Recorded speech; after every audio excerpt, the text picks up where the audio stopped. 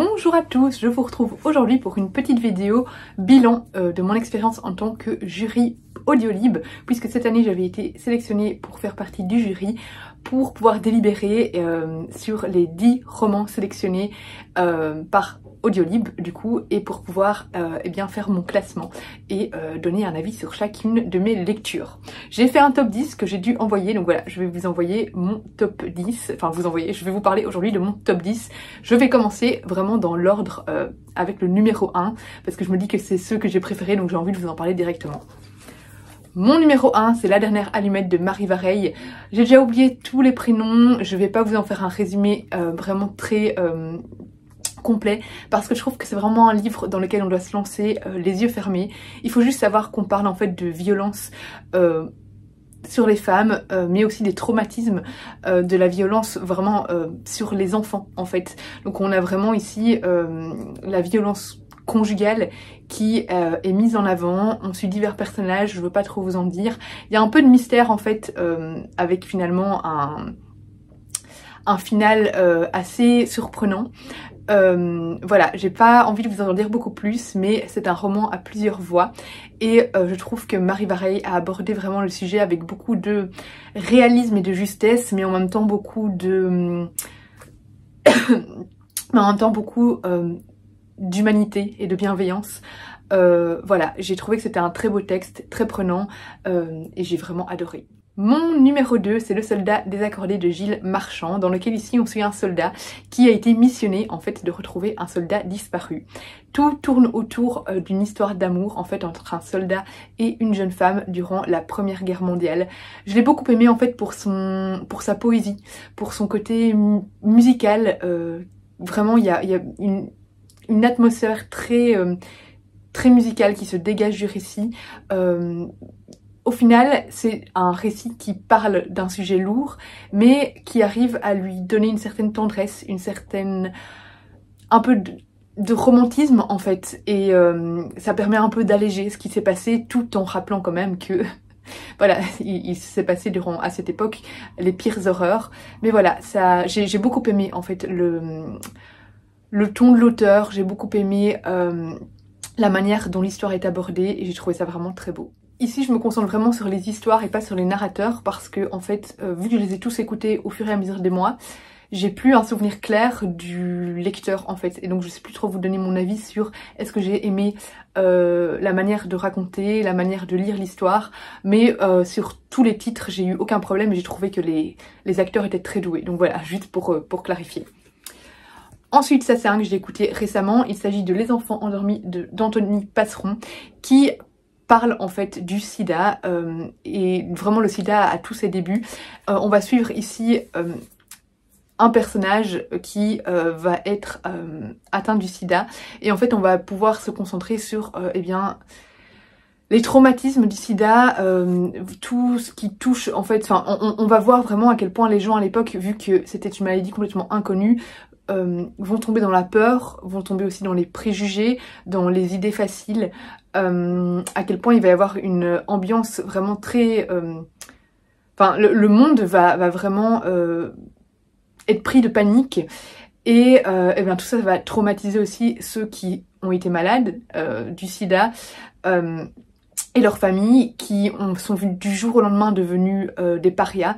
J'ai trouvé que c'était vraiment très bien abordé en fait par l'auteur, et c'est très important en fait de continuer à parler de ce genre de sujet là, parce que même si le sida à notre époque est moins présent, fait moins peur, il y a quand même toute une partie, il y a quand même toute une génération qui a été traumatisée par ça, et je pense que c'est une leçon aussi à avoir sur de possibles maladies qui peuvent arriver plus tard, parce qu'on voit clairement qu'ici la population cède à la panique, mais cède aussi à la facilité pour certaines choses.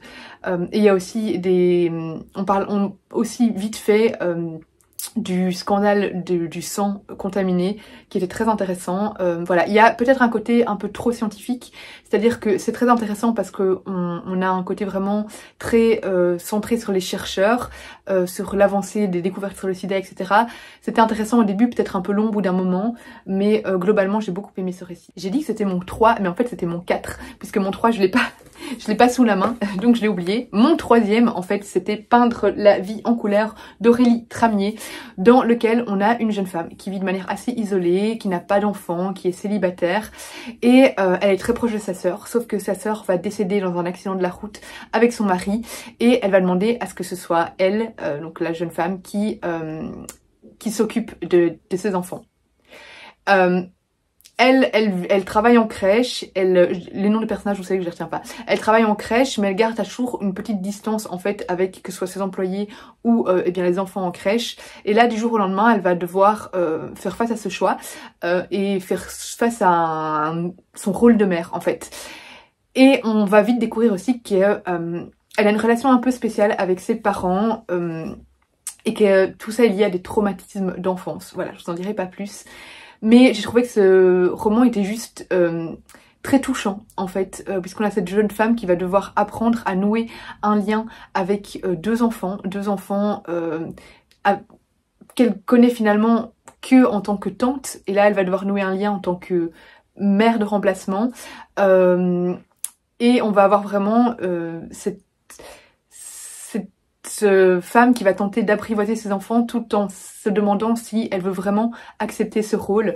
On entend aussi la voix d'un des deux enfants, c'est vraiment un roman voilà, où on entend la voix de la tante et la voix d'un des deux enfants, et j'ai trouvé que c'était vraiment une très belle histoire, vraiment très très touchante par ses messages et très humaine. Le 4 du coup je vous en ai déjà parlé, mon 5 c'est Perspective de Laurent Binet. Lui je l'ai beaucoup aimé par son originalité, parce qu'en fait ici on est face à un roman policier, un thriller on va dire, mais écrit sous forme de lettres. Ce qui fait que on se méfie d'absolument tous les narrateurs, tous les correspondants, toutes les personnes qui écrivent les lettres en fait, parce que on a leur point de vue, on sait ce qu'ils disent, mais est-ce que ce qu'ils disent est vrai? On sait pas trop. Donc c'est assez difficile en fait de dénouer le mystère. Tout ça se passe à Florence, en pleine Renaissance, donc Florence qui est vraiment le cœur névralgique de la Renaissance, et on met en scène eh bien des artistes, des nobles, le peuple aussi, voilà, ce qui permet vraiment du coup d'aborder plein de thématiques vraiment très importantes à l'époque, de découvrir un peu la Renaissance, les différents enjeux qui se jouaient à l'époque, et les différentes personnes aussi, les personnes historiques de l'époque. Évidemment l'auteur ici prend beaucoup de liberté, mais il met vraiment en scène des gens qui ont existé, comme Catherine de Médicis, comme non pas Léonard de Vinci, c'était qui qu'on mettait en scène? Je ne sais plus maintenant, Michel-Ange. Michel-Ange. Et en fait, il y a un artiste qui va se faire tuer, et on a aussi un mystère autour d'un tableau qui a été touché, on va dire, qui a été voilà, abîmé. Et voilà, il y a toute une histoire qui va découler de ça, et je trouve que c'était vraiment très intéressant, très bien écrit, et ouais, très audacieux. Ensuite, j'ai mis Les gens de Bilbao naissent où ils veulent de Maria Larrea, qui est en fait l'histoire de la famille de l'autrice. C'est un roman où finalement c'est très difficile d'en parler, disons que ça penche plutôt sur des secrets de famille. On est divisé entre la France et l'Espagne, c'est un roman qui est au final très intime, où l'autrice nous raconte l'histoire de sa famille, et voilà, il y a beaucoup de questions d'identité, de questions de quête de soi. J'ai trouvé que c'était très bien écrit, vraiment il y a une énergie assez incroyable qui se dégage du récit. J'ai beaucoup aimé la dynamique générale, j'ai trouvé que c'était très fluide, qu'on se laissait complètement emporter par l'histoire. Et en plus le texte est lu par l'autrice, donc je trouve que ça le rend encore plus intime en fait. Voilà, je l'ai beaucoup aimé, je vais pas trop vous en dire sur le résumé parce que je trouve que le résumé ici derrière en révèle beaucoup trop en fait sur le récit, donc je vous conseille vraiment de vous plonger dans le roman les yeux fermés, mais j'ai beaucoup aimé ce texte. Ensuite, je ne l'ai pas sous la main parce que je ne l'ai pas reçu en version physique, mais c'est Arpenter la nuit de Léa Motley, dans lequel on va suivre une jeune femme qui va être obligée de se prostituer, une jeune femme noire, c'est important, aux États-Unis, qui va être obligée de se prostituer pour pouvoir simplement payer son loyer, voilà. subvenir à ses besoins. Et elle va se retrouver finalement impliquée avec des policiers. Et je vais pas vous en dire beaucoup plus, mais ça dépeint une triste réalité en Amérique. Et c'était assez difficile à lire quand même, c'était un sujet très révoltant. J'ai pas été convaincue à 100% parce que je trouvais qu'il dégageait beaucoup de naïveté dans le récit, mais en fait j'ai appris par après que l'autrice l'a écrit très jeune, donc j'ai mieux compris cette candeur qui se dégageait du récit, cette naïveté, parce que parfois on avait envie d'un peu secouer le personnage principal, mais en même temps c'est très difficile de se mettre à sa place. Mais voilà, du coup au moment de ma lecture, j'ai eu un peu difficile à m'attacher au récit, à m'y intéresser à 100%, bien que qu'il me révoltait et me prenait aux tripes malgré tout. Mais voilà, j'avais quand même une certaine distance parce que j'accrochais pas à 100% à la plume. Mais c'est un récit vraiment quand même très important qui, eh bien, est engagé et qui dénonce certaines choses. Et donc voilà, j'ai trouvé que c'était un beau texte, mais j'ai pas été prise par l'histoire comme j'aurais aimé l'être. Le suivant, c'est Les yeux de Mona de Thomas Schlesser. C'est un livre que j'ai malheureusement abandonné alors que j'adorais au début. Je l'ai abandonné pourquoi? Parce que je l'ai trouvé un peu long et redondant au bout d'un moment, et c'est dommage parce que j'aimais beaucoup l'originalité de ce récit. En fait ici, on suit Mona, qui est une jeune fille qui à un moment va devenir aveugle pendant 1 heure, je sais plus pendant combien de temps, mais elle va retrouver ensuite la vue, mais son grand-père va avoir très peur qu'elle devienne vraiment totalement aveugle parce qu'ils ne savent pas trop ce qui lui est arrivé. Et donc il va décider de l'emmener découvrir, je sais plus si c'est tous les jours, mais voilà, de manière très régulière, un tableau, que ce soit au Louvre, au musée d'Orsay, etc. Et il va raconter l'histoire de ce tableau, énormément d'anecdotes liées au tableau, au contexte historique, à l'histoire de l'artiste, et il y a à chaque fois des petites leçons de vie en fait qui s'accompagnent également. Donc on va découvrir l'art à travers les yeux de Mona, et j'ai trouvé ça vraiment très original, et on apprend énormément de faits sur l'art. C'est vraiment un récit très riche, très documenté, et c'est très intéressant de découvrir en fait ces tableaux à travers les yeux d'une petite fille. Voilà, c'est juste qu'au bout d'un moment, j'en ai eu marre parce que c'était trop long en fait, c'était trop de tableaux. J'aurais peut-être aimé que ce soit un petit peu plus concis, qu'on ait un petit peu moins de tableaux mis en avant, voilà. Mais c'est juste pour ça que je l'ai abandonné, parce que j'ai vraiment adoré la plume et l'idée à l'origine. Ensuite, nous avons Traverser la nuit de Hervé Lecor, qui est un roman policier extrêmement sombre, extrêmement violent, extrêmement difficile, dans lequel on suit notamment une jeune femme qui a une relation assez violente avec son compagnon et qui se retrouve plongée dans la drogue d'une certaine manière, et on suit également un détective qui va enquêter sur les meurtres de plusieurs femmes.